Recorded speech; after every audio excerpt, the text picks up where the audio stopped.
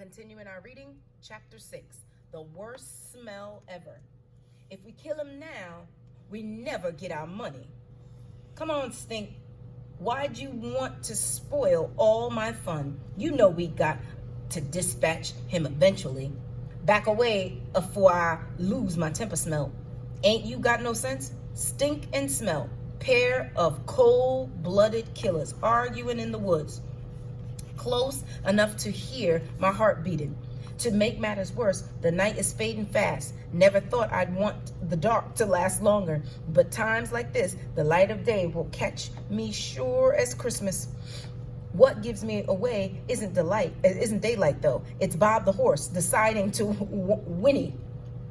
Hold on, you hear that? A moment later, a big man comes crashing out of the spruce trees and catches me trying to hide behind the horse. A big man is missing all an eyeball, and that's got an empty pocket. But apparently he can see me fine with his one good eye. Step away from that nag, boy. Before I can move an inch, the big man picks me off the ground and holds me up like a sack of beans, gives me a shake and bellows. You spying for the judge, boy? He send you out here? Once in the heat of summer, an old rooster got up in hay and died, and Harold and me thought it was the worst smell ever. But that's before I met the acquaintance of Stink Mullins. Every part of him smells of rot. His black teeth, his scabby eye socket, his crusty beard, all of it makes me sick. Hog's fart smell sweet with comparison. Odor so overpowering I can't hardly breathe, let alone defend myself against the charge of being a spy for the judge. What judge? What spy? Have I got war already?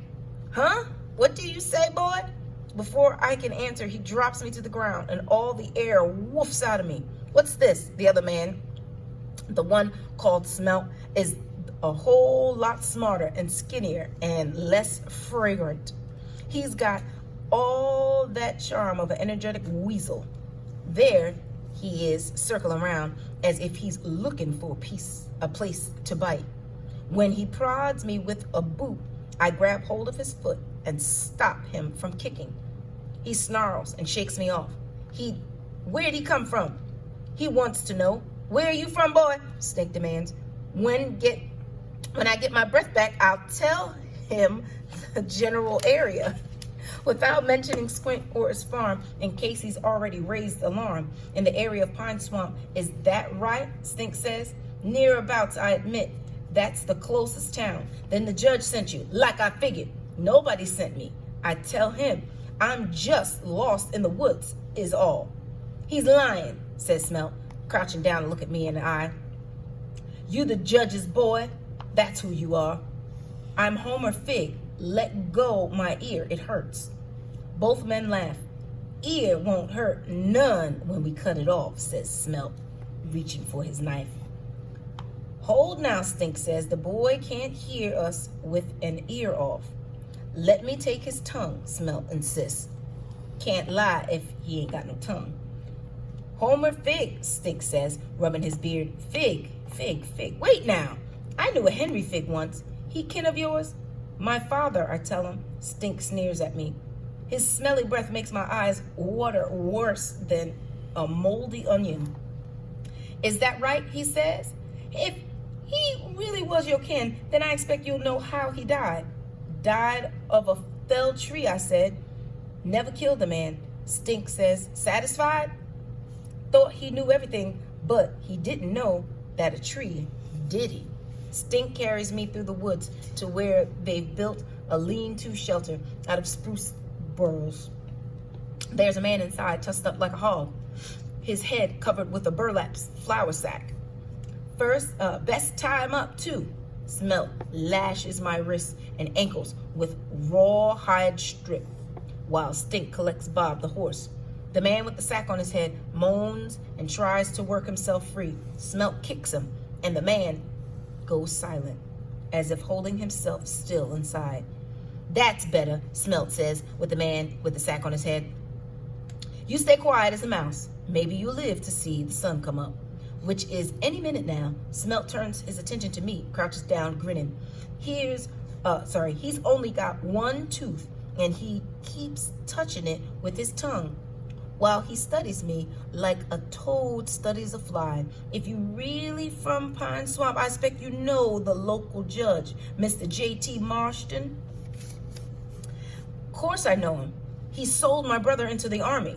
Smelt's hard little eyes brighten like bits of black glass. Sounds like something JT would do, he says, rubbing at his jaw. The judge sell his own mother for a barrel of sour pickles. Please let me go, I beg, trying to sound pitiful, which isn't too hard under these circumstances. Why I do that? Smelt wants to know. Let me go and I'll see that you are amply rewarded. My rich uncle will pay you 100 in gold. Smelt likes the idea. You got a rich uncle, do you? How rich? Richest man in Maine, owns all the trees in 3 counties and most of the grass, owns his own railroad and all the cars and engines. 100 in gold is nothing to him. And what exactly are you doing out here in these woods your rich uncle owns? I've got to find my brother before he gets killed in the war. Smelt finds that amusing. You and your rich uncle gonna buy him out of the Union Army, are you? I checked your pockets, boy. You ain't got no money. Not 1 red cent.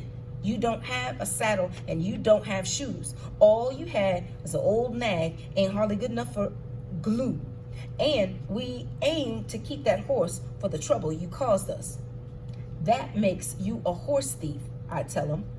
Smelt slaps my face. Too hard. Not too hard, just enough to make me cringe. Watch what you call a man. Horse thieves are for hanging. Can call me a thief, but have you got any papers to prove you own that bag of bones? Yes, sir, piles of papers, deeds and bills of sale, and proof of ownership. Hid them in the woods. I suppose all those papers? No, sir, left them in the safe in my uncle's bank. You're a pretty fair liar, ain't you, boy? Look me in the eye and tell me you really got papers. I look him in the eye and say, I've got papers. It's my horse, fair and legal. That's good. Average man might believe you, but I expect you stole that nag from some poor farmer. No, sir. It is my father's horse. It was my father's horse and left to my dear mother until she died. It should belong to me and my brother. Smelt nods to himself like he knew I was fibbing all along. Should be is different thing than is. Forget the horse, boy. Figure how you can be useful. That's all keeping you alive. Stink comes into lean to holding in his hand that's bleeding. Horse took a bite out of me, he announces, sounding surprised. What'd you do? Smelt wants to know. I hit him back. You want to be careful, Stink, biting on a horse. It's bad for your teeth. But how you lost yours? Stink asks, sneering. But Smelt ignores him and licks his one remaining tooth as if deep in thought. Whilst you biting horses, I come up on an idea, he says.